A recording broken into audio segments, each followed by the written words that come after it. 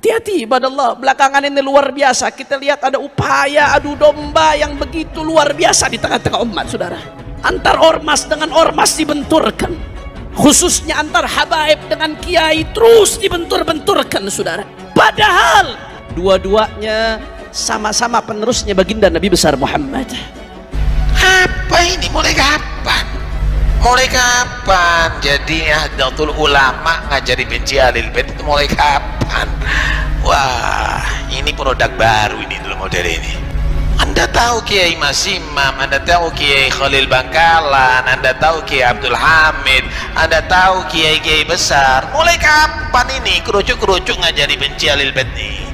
Mulai kapan ini kerucuk-kerucuk ngajari benci Ahlul Bait ini? Nah terus ini keroco-keroco sekarang, curut-curut yang sekarang baru lahir ini.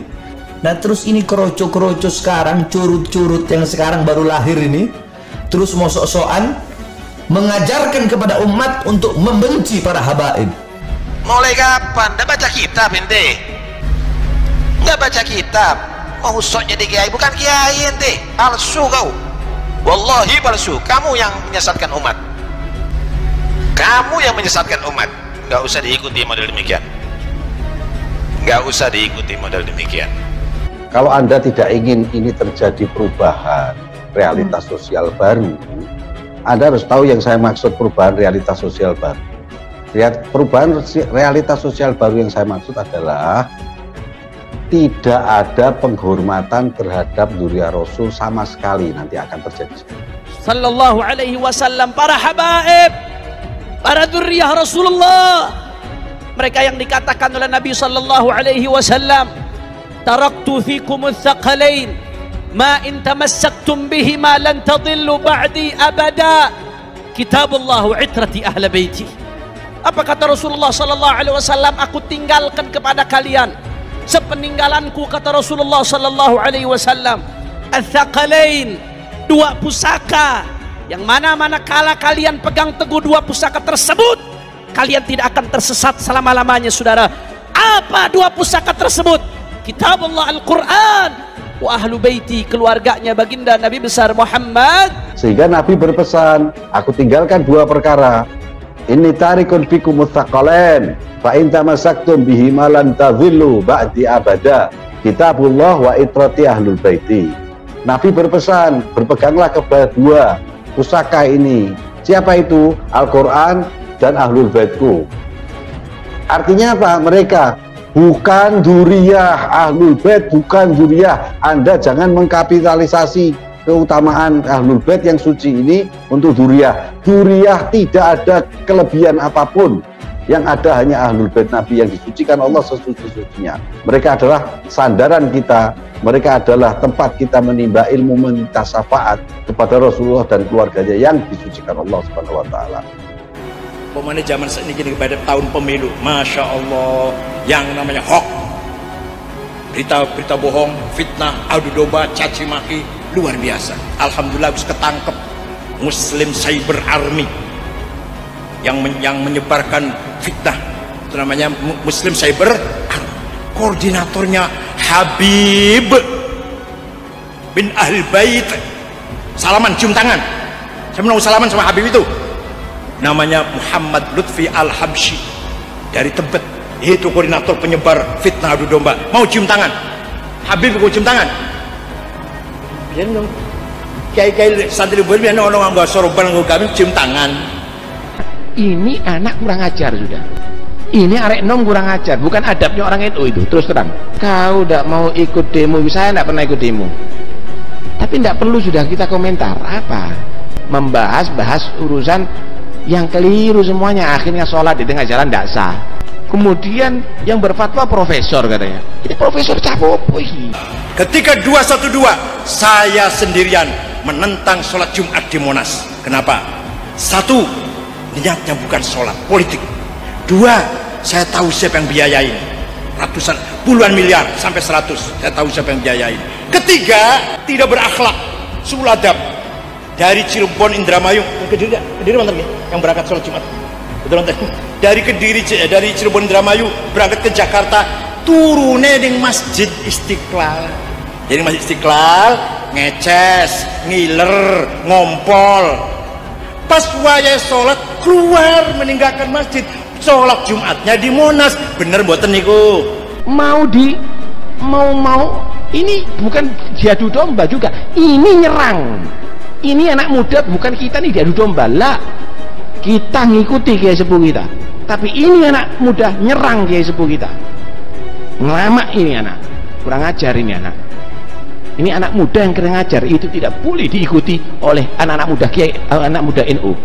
Saya termasuk mustasyar NU. Ini bukan akhlaknya orang NU. Ini justru adalah tercoreng kita dengan kader-kader yang kurang ajar model begini. Udahlah, inti bukan apa namanya, bukan orang-orang yang harus berfatwa. Kamu adalah mukallid, kamu anak muda, ikut dengan fatwanya kiai-kiai sepuh. Selesai. Yang diperintahkan oleh Kanjeng Nabi mencintai itu ahlul bait. Ahlul bait itu siapa? Hanya 5 orang. Hanya 5 orang. Siapa beliau? Al-Mustafa wal Murtada wa ibnahuma wa Fatimah. Lainnya sama seperti Anda, nggak punya sertifikat apa, nggak punya surat pengampunan dari Allah, nggak ada, belum ada. Surat dari langit bisa mensyafa'ati, nggak ada. Bohong semua, dan mereka tidak mengualati sama sekali tidak mengualati. Jadi kalau ada orang mengatakan kami para habaib pada ahlul bait, itu bohong, itu penipuan. Ahlul bait hanya 5 orang yang disucikan. Jadi kecintaan dan kewajiban kita cinta hanya kepada manusia-manusia yang disucikan di surat Al-Ahzab ayat 33. Innama yuridullah liyudhiba ankum rijsa ahlal bait wa yutahhirakum tathhira. Sesungguhnya Allah berkehendak mensucikan wahai ahlul bait Nabi sesuci-sucinya. Siapa mereka? 5 orang saja. Semuanya bisa bersatu karena Habib Soleh. Jangan sampai kita dipecah belah. Jangan percaya kepada orang-orang yang menyatakan habaib palsu atau kiai palsu. Semuanya adalah itu adu domba yang tidak ingin bahwa Indonesia ini kekuatannya ada di habaib dan kiai. Semuanya ini adalah karena ada kepentingan-kepentingan sesaat. Karena itu tetap bersatu. Siap bersatu? Bersatu dengan habaib, bersatu dengan kiai. Sekali lagi saya mau tanya, siap bersatu? Siap bersatu? Takbir! Siap tidak mau membuka medsos yang di situ ada adu domba antara habaib dan kiai. Saya ingatkan, ittaqillah, hati-hati yang megang-megang di media sosial, yang suka bentur-benturkan ulama dengan habaib, kiai dengan habaib. Siapapun Anda, hati-hati. Yang suka bentur-benturkan ulama dengan habaib, kiai dengan habaib, siapapun Anda, hati-hati. Waktu saya masih di Habib Bahar sering bilang, belajar sama satu habib sama ukurannya belajar dengan 70 kiai. Satu habib, walaupun habibnya jahlun, maksudnya bodoh, kata Habib Bahar, itu ukurannya perbandingannya amat 70 kiai yang alim. Syarifun jahilun, habib bodoh lebih utama daripada orang alim yang mengamalkan ilmu. Riwayat syarif afdal min sab'i alimin, satu orang habib lebih utama, lebih mulia daripada 7 orang yang alim. Berarti kalau kita ngabdinya sama 10 habib, sama belajar sama berapa 70 kiai, ratusan, betul nggak? Atau kola, beliau berkata syarifun wahidun, atau syarifun wahidun, syarif sayyid, tapi kan nggak bodoh. Afdal, lebih utama, min sab'ina aliman, daripada sab'ina min sab'ina aliman, daripada 70 orang alim. Qala syarifun jahilun atau qala syarifun wahidun afdal min sab'ina aliman, bahwa seorang syarif yang jahil, seorang sayyid yang jahil, tidak mempunyai ilmu agama, lebih afdal, lebih mulia di sisi Allah dibandingkan 70 orang yang alim, 70 orang yang memahami ilmu agama yang luas. Hal ini diangkat oleh Al-Habib Zain bin Ibrahim bin Sumait dalam kitab beliau Al-Manhajus Sawi di halaman 384.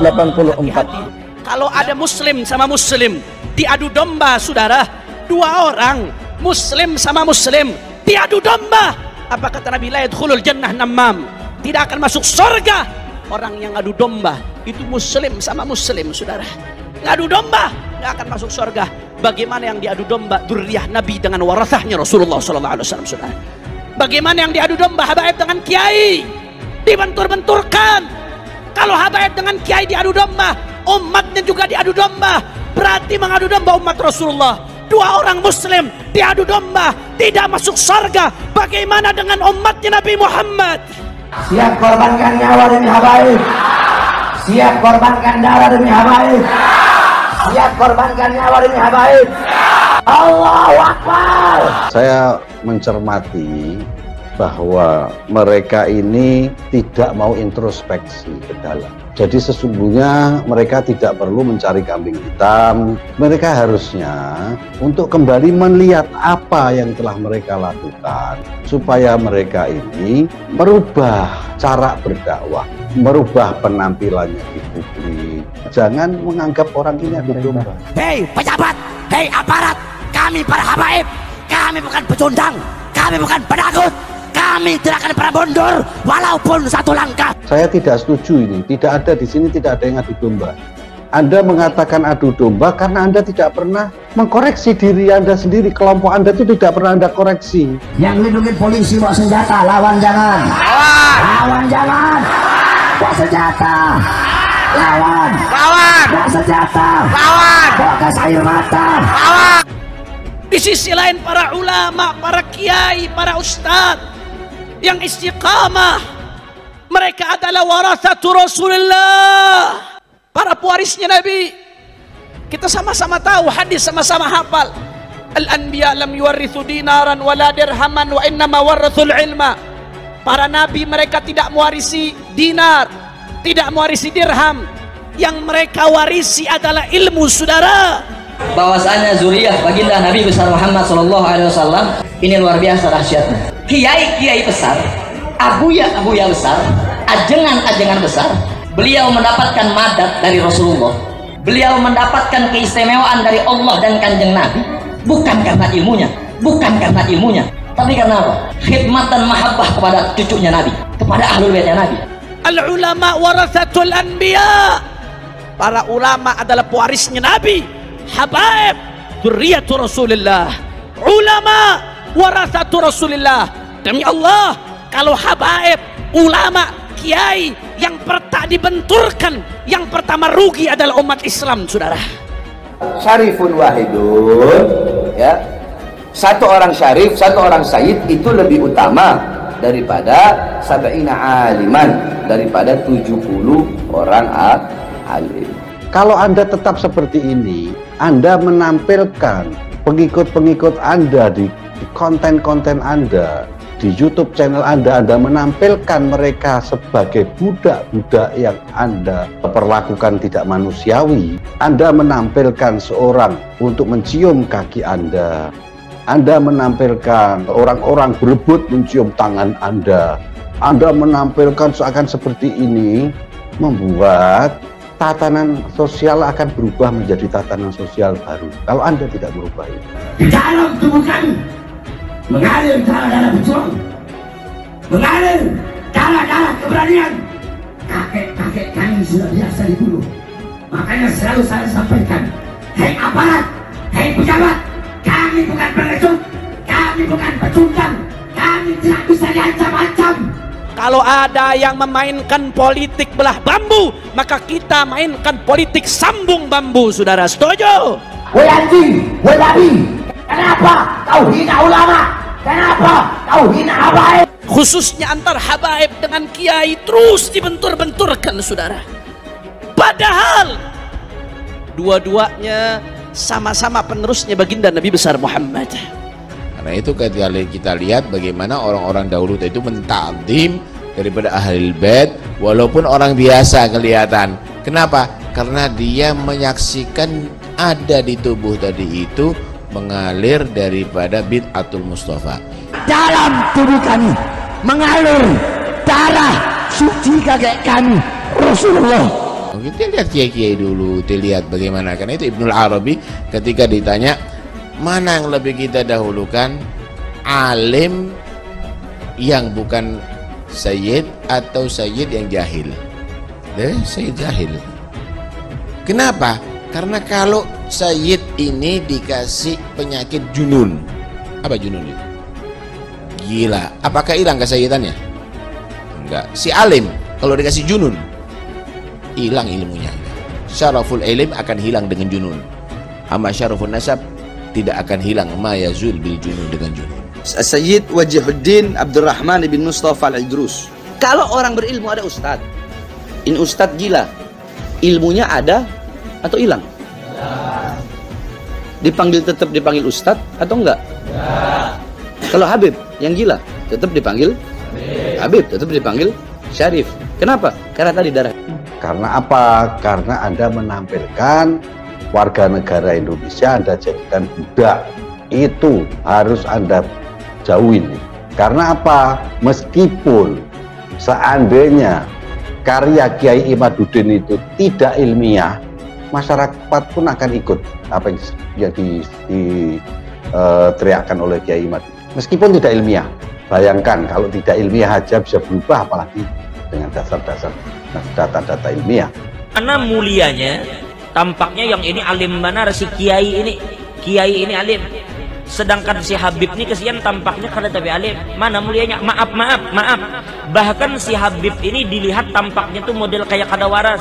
Sedangkan ini alim, banyak memiliki pengikut, banyak memiliki jamaah, banyak memiliki pondok dan segala macam. Maka ulama sepakat mengatakan bahwa tetap mulia Habib meskipun kada alim. Kenapa? Kenapa kemuliaan Habib ini tidak bisa disaingi oleh siapapun? Karena kemuliaan si alim, kemuliaan kiai itu kemuliaannya ada pada sifat, sedangkan Habib itu kemuliaannya ada pada zat. Ini kiai itu kenapa dihormati orang? Lantarannya alim, lantaran ada ilmu di dadanya. Ini sifat Tuhan. Bila sifat Allah yang ilmu Allah Ta'ala ada di dadanya, mulia. Tapi seandainya suatu saat kiai itu gila, kira-kira masih dihormati orang lah? Kalau kiai itu tiba-tiba gila, kira-kira masih dihormati orang lah? Kada. Jadi kemuliaannya itu hanya berdasarkan sifat, hanya ilmu yang berada sementara di dirinya. Nah, sedangkan keluarga Nabi Muhammad ini di dalam darahnya mengalir darah Nabi Muhammad. Zat inya alim kah kada alim? Assalamualaikum warahmatullahi wabarakatuh. Alhamdulillah, dengan rahmat Allah kita dapat bertemu lagi di channel ini. Tanpa berpanjang lebar, langsung saja kita simak dulu. Baib dan kiai siap bersatu, siap rapatkan barisan, siap bela Allah, siap bela Nabi, siap jaga Islam, siap jaga NKRI. 1 Habib dibandingkan 70. Itu realitasnya ditangkap oleh masyarakat. Jadi jangan Anda salah, jangan Anda menyatakan adanya adu domba. Ini Anda yang memainkan sendiri, Anda yang menampilkan sendiri, sehingga terjadi counter-counter semacam ini. Jadi saya minta orang-orang yang menyematkan dirinya seorang Habib dan seorang ulama, tolong jangan Anda menampilkan diri Anda layaknya seorang Fir'aun yang sedang dilayani oleh para pelayan-pelayannya. Anda juga, ini bangsa ini juga menyaksikan. Saya sendiri itu melihat orang diperbudak seperti itu, saya nggak terima. Apalagi masih serumpun warga negara kita. Anda suruh menghormati Habib semacam itu, ini sudah kelewat batas. Makanya kan sering Anda bilang, harusnya kalau mau bicara masalah keutamaan begini, itu bukan kita orang yang berkata, harusnya para ustadz, harusnya para kiai. Sebab kalau kita orang yang ngomong, nanti disangkanya, oh Habib itu sombong, oh ngebanggain nasab. Tapi kenapa para kiai, para ustadz sedikit persen, 30% lah. Ya wallahualam, nggak tahu. Anda justru menampilkan penghormatan Anda terhadap sesama para habaib. Anda tampilkan ketika Anda bertemu Habib ini dengan Habib ini, Anda post, Anda upload di YouTube Anda bagaimana Anda tarik-menarik untuk sharing mencium tangan. Kenapa Anda tidak lakukan itu kepada kiai-kiai? Harusnya Anda memperlakukan kiai dengan cara yang paling hormat.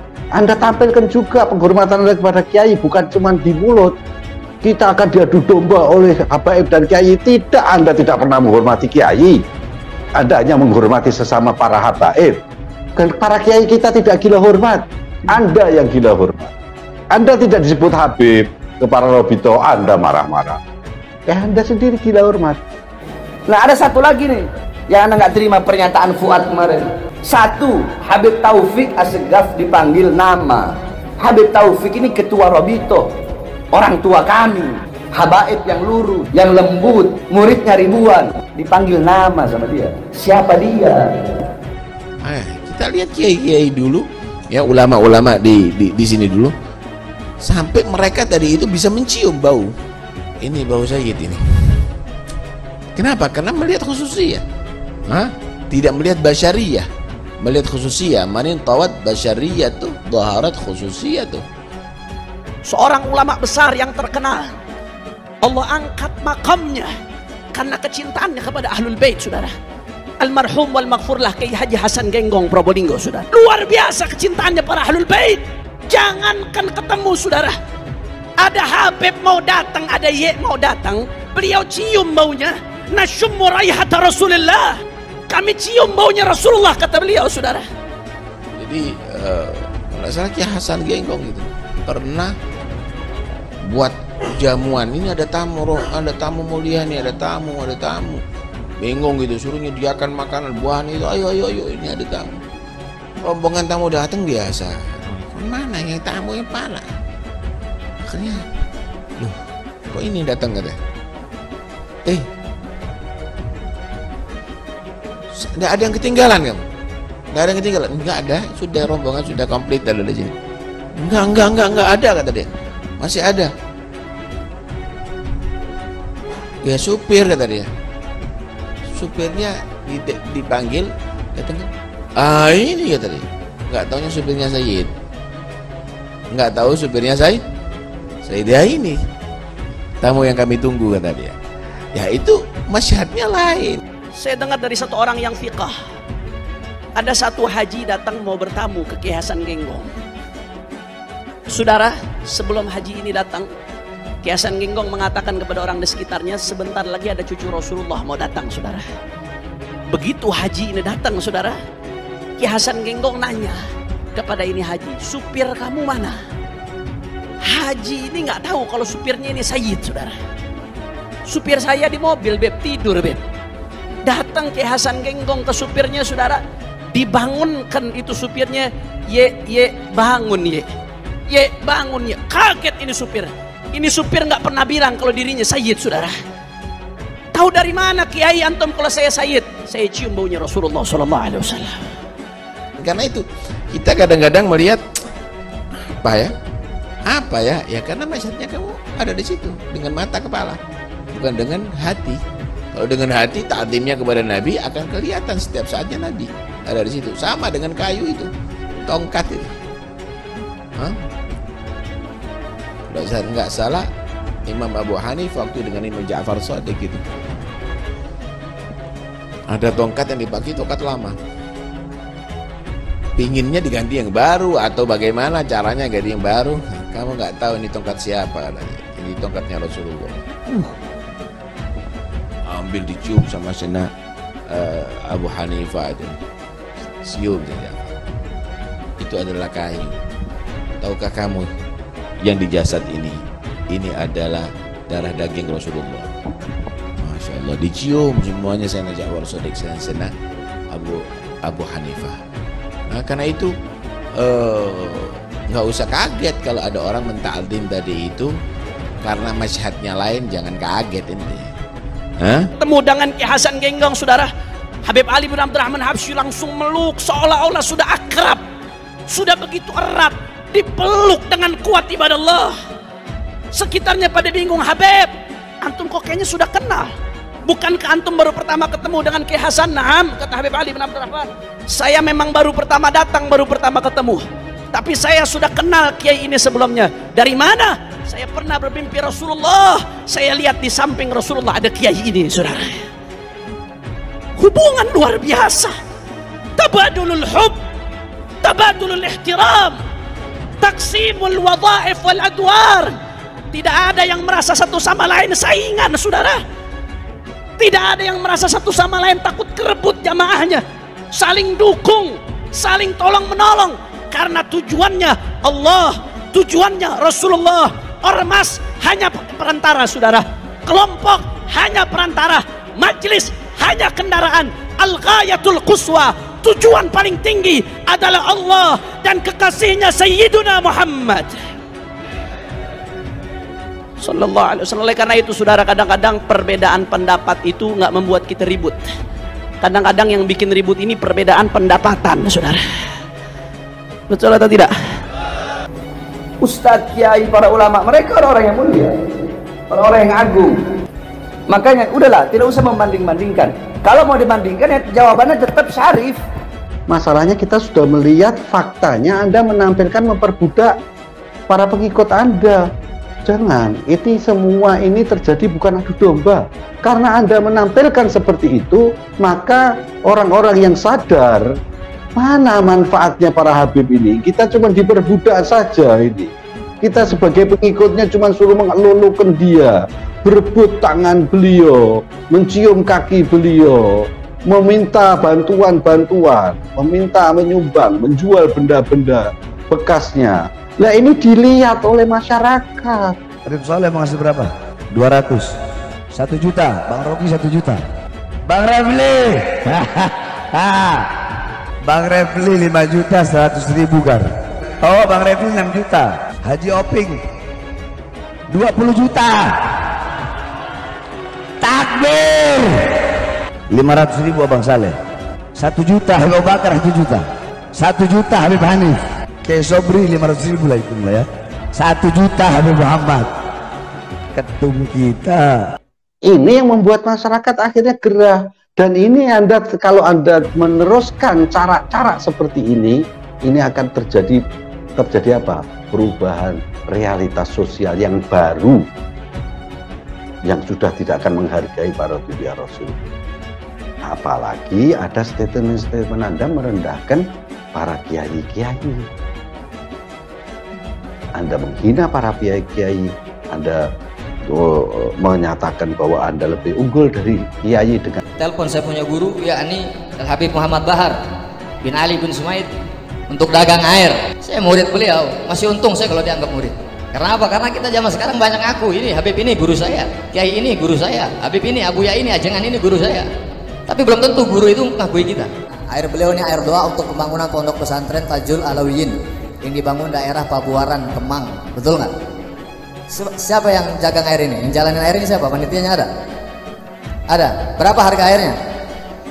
Kurang kompak. Berapa harga airnya? Dan airnya, fadilahnya ini air rautib, air hizib, air doa, langsung dibacakan oleh guru kita. Saya kalau ikut Habib Bahar wirid, baca ratib, baca hizib lausor, hizib Bahar, itu lama sekali beliau kalau wirid. Makanya airnya Masya Allah. Dan juga airnya pembangunan untuk pondok pesantren. Kurang kompak. Siap bantu Habib Bahar? Siap bantu Habib Bahar? Siap bela Habib Bahar? Takbir. Yang pertama rugi umat Islam, yang pertama rugi adalah muslimin. Dan yang pertama tepuk tangan ketika habaib dan kiai dibenturkan adalah syaitan, saudara. Iblis yang memang menginginkan agar umat Islam tidak ada kebaikan di dalamnya, saudara. Oleh karena itu, saudara, mari sama-sama dengan keberkahan Habib Saleh kita rajut kembali persatuan. Hati-hati, hati-hati, saudara. Ini yang ngaku-ngaku NU sekarang, ustadz-ustadz, gus-gus, kiai ngaku NU sekarang lebih benci sama habaib. Ana bingung sama mereka ini. Nah, ini curut-curut sekarang, maafin ya, Anda panggil curut. Lebaran, tak maaf, ntar diambil lagi pahalanya. Ini curut-curut yang NU sekarang kok malah nyerang habaib. Mari kita lihat bagaimana dulu para sahabat dengan Ahlul Bait. Satu sama lain hubungannya erat sekali, ibadallah. Saya teringat satu kisah. Seorang ulama di kalangan sahabat yang namanya Sayyidina Zaid ibn Thabit radhiyallahu taala anhu wa ardhah. Sayyidina Zaid ibn Thabit ini ulama di kalangan sahabat, ibadallah. Beliau suatu saat menaiki kuda. Begitu Sayyidina Zaid ibn Thabit menaiki kuda, ada Sayyidina Abdullah bin Abbas yang merupakan sepupunya Rasulullah sallallahu alaihi wasallam radhiyallahu anhuma. habrul ummah imamul a'immah.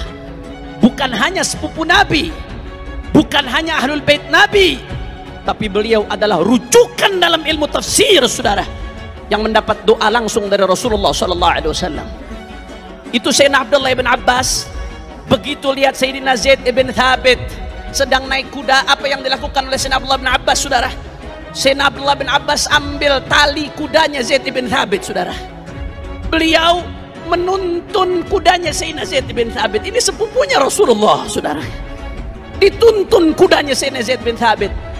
Ini coba dikoreksi dulu ke dalam. Karena yang tampil sekarang ini akibat dari pola tingkah Anda. Akibat dari semua statement Anda, terutama yang ditampilkan oleh Bahar sendiri. Di dalam kontennya sendiri, itu yang saya heran. Orang suruh melayani Anda, Anda raja di jacuzzi. Sampai-sampai Sayyidina Zaid bin Thabit nggak enak dengan Sayyidina Abdullah bin Abbas. Apa kata Sayyidina Zaid bin Thabit? Jangan lakukan ini wahai sepupu Rasulullah. Engkau sepupu Rasulullah, masa kau nenteng kudaku? Masa kau nuntun kudaku? Apa jawaban Sayyidina Abdullah bin Abbas, saudara? Hakadha umirna an naf'al bi ulama'ina. Beginilah kami diperintahkan oleh Nabi untuk memuliakan para ulama. Ini bukan lagi Habib ke-30, ke-39, ke-40. Ini sepupunya Rasulullah. Dimuliakan ulama pewaris Nabi, saudara. Jangan. Itu yang membuat masyarakat sama sekali tidak simpatik karena Habib sudah tidak ada manfaatnya.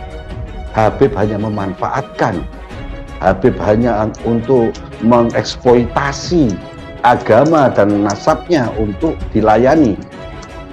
Nah, ini kalau Anda bisa merubah ini, saya yakin nggak ada yang istilah adu domba.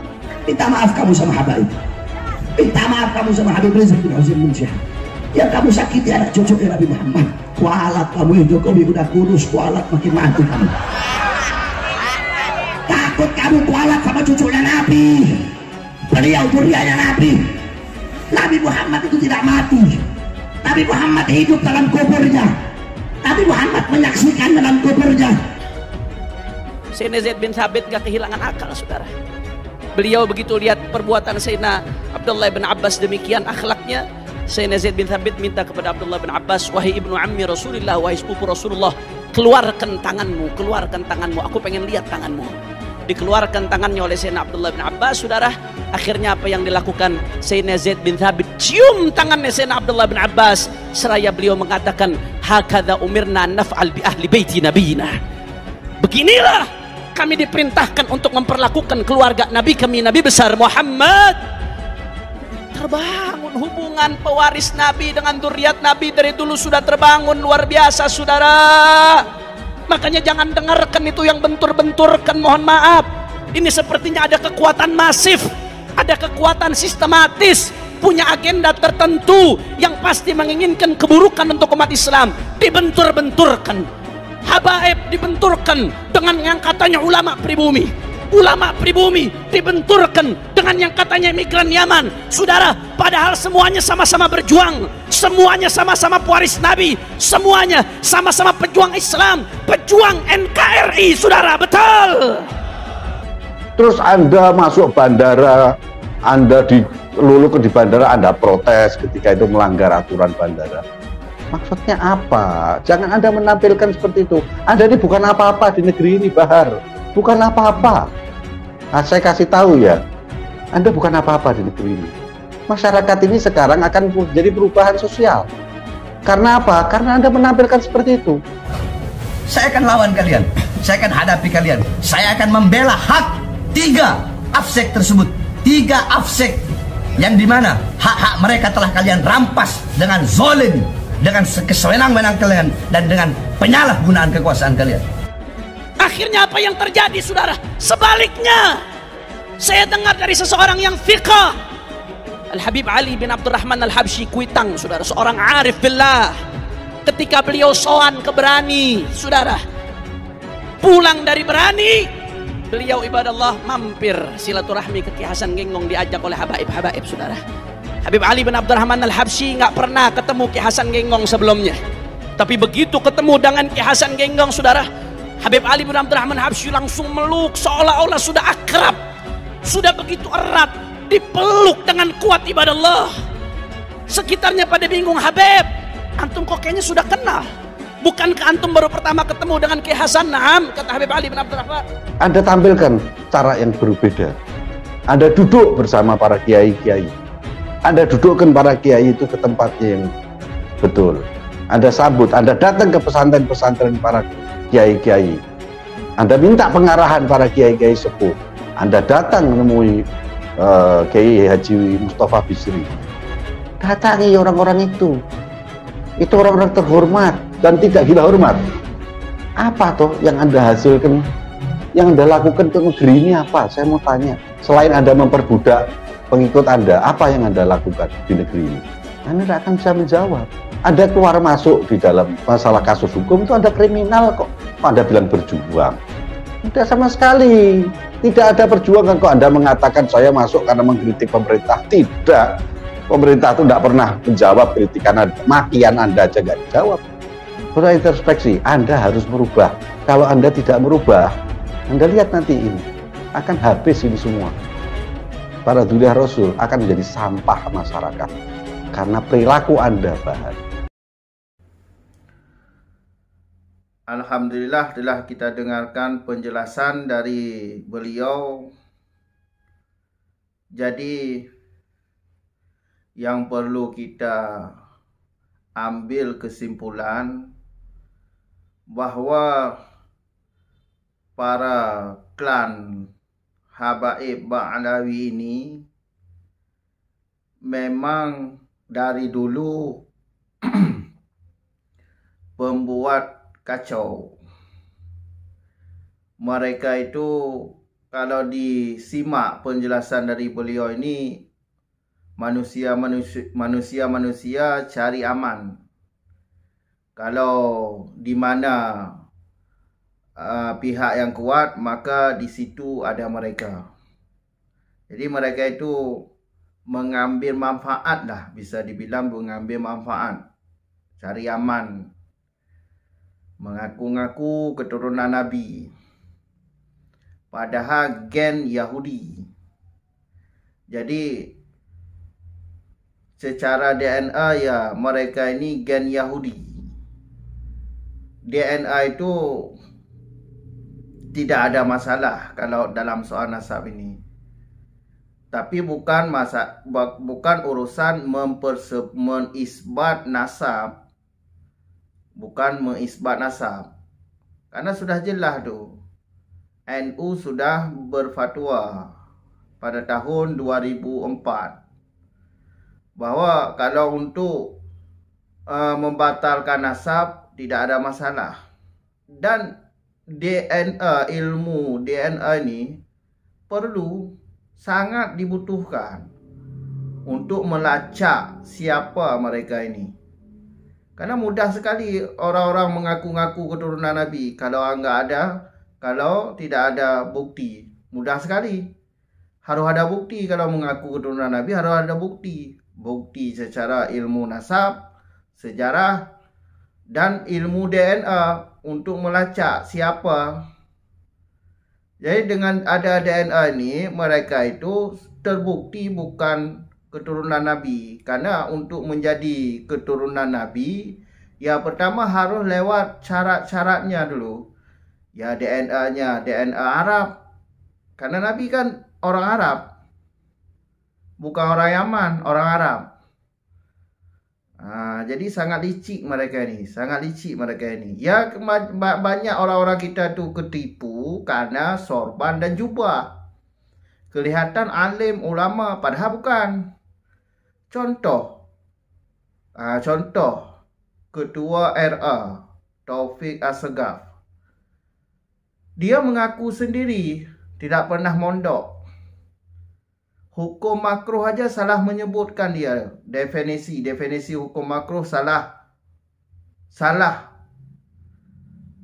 Kan ada video yang beredar. Jadi mereka ini tak pernah mondok seperti kita. Mondoknya mondok sekedar aja. Habis itu dakwah. Jadi dipromosi di atas mimbar-mimbar. pakai sorban, jubah, jadi kelihatan alim. Itulah kita manusia yang awam, ketipu dengan pakaian, tertipu dengan jubah. Tertipu dengan jubah. Fanatik buta. Janganlah fanatik buta, cari pengetahuan. Mereka itu arogan, pakai kekerasan. Buktinya sudah ada. Jangan ditanya lagi, banyak jejak-jejak digital mereka itu. Cukup sekian dulu. Sampai jumpa di video selanjutnya. Akhir kata, Assalamualaikum warahmatullahi wabarakatuh.